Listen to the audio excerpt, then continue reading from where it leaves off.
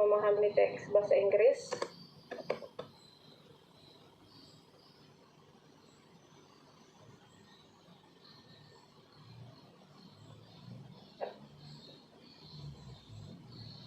Tidak mampu memahami teks bahasa Inggris. Dan mungkin di sini saya akan tambahkan dan tidak mampu membedakan jenis-jenis teks.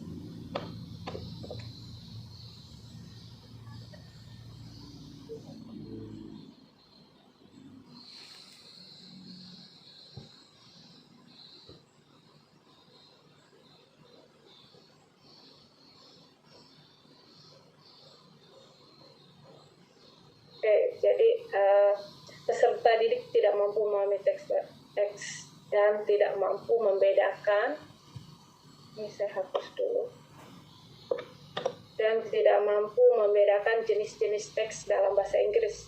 Kemudian peserta didik belum bisa mengerjakan tugas dengan baik dikarenakan peserta didik belum memahami pertanyaan dalam soal. Kemudian peserta didik peserta didik belum memiliki kemampuan numerasi yang baik. Peserta didik ini belum sejajar, tunggu ya. Peserta didik belum bisa menggunakan dan mengucapkan cardinal dan ordinal number. Peserta didik belum bisa mengucapkan tanggal dan tahun dalam bahasa Inggris. Kemudian materi HOTS. Siswa sulit memahami soal dan rendahnya tingkat konsentrasi serta pengetahuan siswa dalam menyelesaikan soal HOTS masih kurang.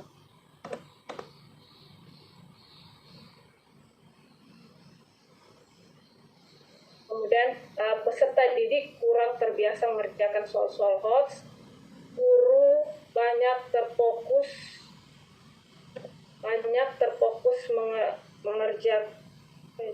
mengajarkan materi tanpa mendalami konsep HOTS dan mengajarkannya. Guru banyak terfokus mengajarkan materi tanpa mendalami konsep HOTS. Sementara kuliah ke apa, Ji? Ibu Jasmina di mute ya. Iya, Bu dosen. Iya, Bu dosen. Guru banyak terfokus mengajarkan materi tanpa memahami konsep HOTS. Kurangnya pemahaman siswa dalam ini ya. Yang ketiga yaitu tentang miskonsepsi. Kurangnya pemahaman siswa dalam tenses. Siswa belum memahami penggunaan tenses dalam membuat kalimat. Siswa belum bisa membuat kalimat dengan tenses yang sesuai. Siswa belum memahami penggunaan to be. Kemudian ini tidak sejajar. Kurangnya pemahaman siswa dalam penggunaan pronoun.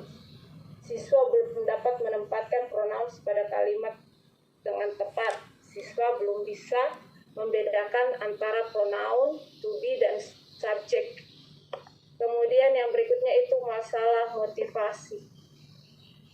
Masalah motivasi peserta didik dalam pembelajaran bahasa Inggris.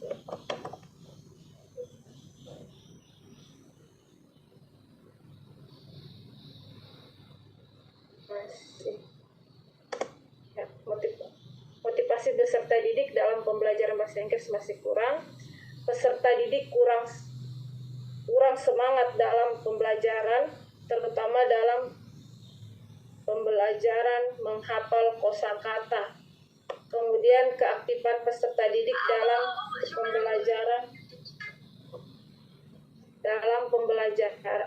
keaktifan peserta didik dalam pembelajaran kurang baik dalam mengajukan pertanyaan ataupun dalam menjawab pertanyaan. Peserta didik sering terlambat masuk kelas.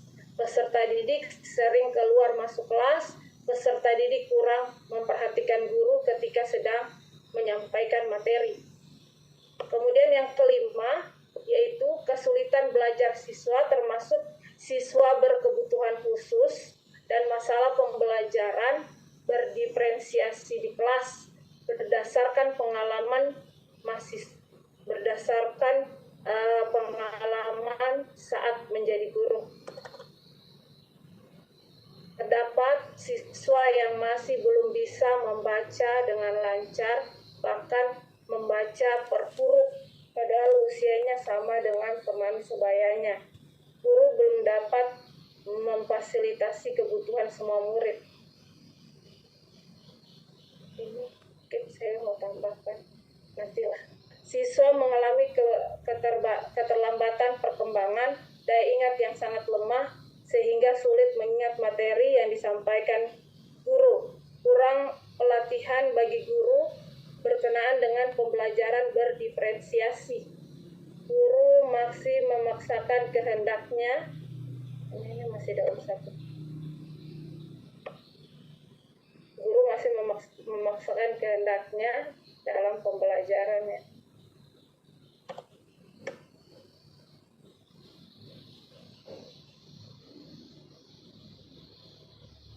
Kemudian yang berikutnya adalah pedagogik.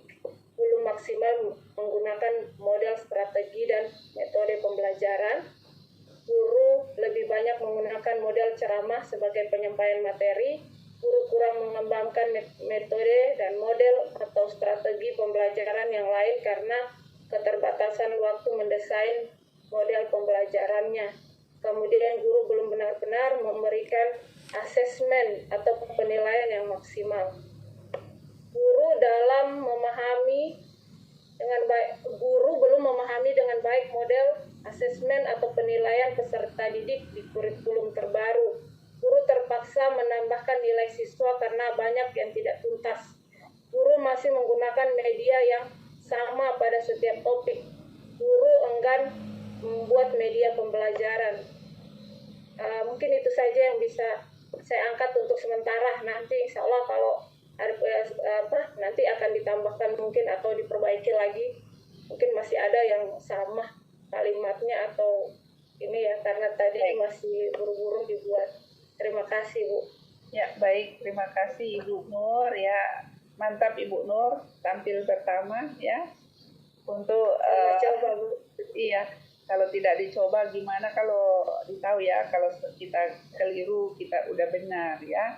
Jadi Ibu mulai dengan literasi dan numerasi. Ya, karena mungkin kemungkinan ini yang akan saya fokuskan, Bu, untuk kedepannya. Ya, jadi sudah bisa ancang-ancang memang yang banyak masalah yang diangkat pasti ada yang lebih urgen ya, lebih spesifik untuk dicarikan penyebabnya dan dieksplorasi penyebabnya sampai ditemukan solusinya gimana ya. Oke, jadi di sini literasi numerasi, terdapat yang masih kesulitan membaca. Cuma tadi kalau tidak salah berdiferensiasi coba. Iya Bu, ini masih hampir sama, makanya saya bilang mungkin akan saya rubah. Ini mungkin akan saya tambahkan yang saya temukan Bu pada saat mengajar itu, yang kesulitan dalam diferensiasi itu dalam membuat soal. Maksudnya Ibu membuat soal bermacam-macam itu sama murid itu kan? Susah. Karena masalahnya kan kalau di pembelajaran berdiferensiasi itu terkait dengan misalnya harus kita diagnostik assessment dulu ya. Iya. Kita harus tahu dulu. Nah, guru mungkin belum siap atau sudah dengan itu atau kalaupun ada data-data yang seperti itu tapi tidak digunakan oleh guru kan sudah ada memang ini gaya-gaya belajar siswa seperti apa atau minat siswa kan sudah ditanya apakah dia berminat ke bahasa Inggris atau tidak ya. Jadi di sini kesulitan untuk itu bisa diperbaiki. Kemudian Ibu kesulitannya mungkin itu pengelompokan siswa itu kalau berdiferensiasi. Kadang-kadang murid itu tidak mau duduk dengan teman yang tidak mereka kenal dan baru mereka kenal, atau kemudian mereka tidak akrab. Jadi kalau dikelompokkan menurut kemampuan daya pikir mereka itu susah. Betul. Itu yang jadi kesulitan bagi guru juga. Ya. Dan juga di pembelajaran berdiferensiasi juga itu kan misalnya dari minat yang berbeda misalnya ya, di situ kan tercampur baur ya, yang suka belajar bahasa Inggris dan yang tidak. Jadi mungkin saja kalau misalnya dengan mereka yang minat bahasa Inggrisnya tinggi dan yang tidak, mungkin ini bisa berpengaruh juga ya untuk bisa dia lebih suka belajar bahasa Inggris. Oke. Kemudian tadi yang dimiskonsepsi. Kalau dimiskonsepsi itu kayaknya lebih ke materi ya, materi. Mungkin kalau misalnya pemahaman tenses itu kan dia ada di apa ya, di misalnya di teks bagi jenis teks itu kan sudah ada penjelasan mengenai generic structure-nya apa. Tapi kalau di miskonsepsi itu mungkin lebih ke apa ya? Mungkin apa ya, miskonsepsi peserta didik itu misalnya semua kata-kata bahasa Inggris misalnya diawali dengan to, ya, semua to. Padahal untuk kata kerja itu kan ada yang tidak ada, yang ada juga yang without to, ya. Atau misalnya semua dipakai verbnya pakai ing, bentuk ing semua, itu juga miskonsepsi.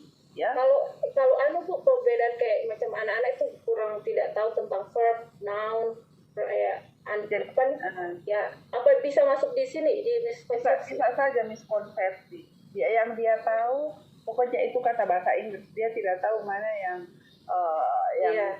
sebenarnya. Mana adjective, mana noun, mana verb. Tidak bisa membedakan jenis-jenis kata, ya.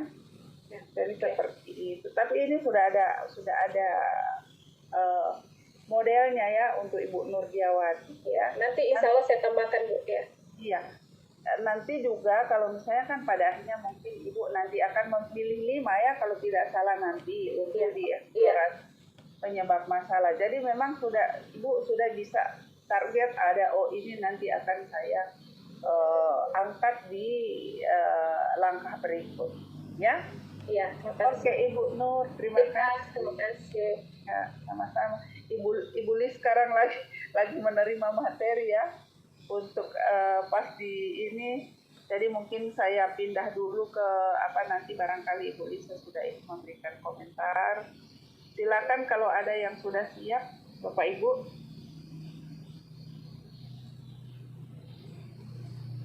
Lebih banyak siswa yang kurang terlibat, artinya sementara belajar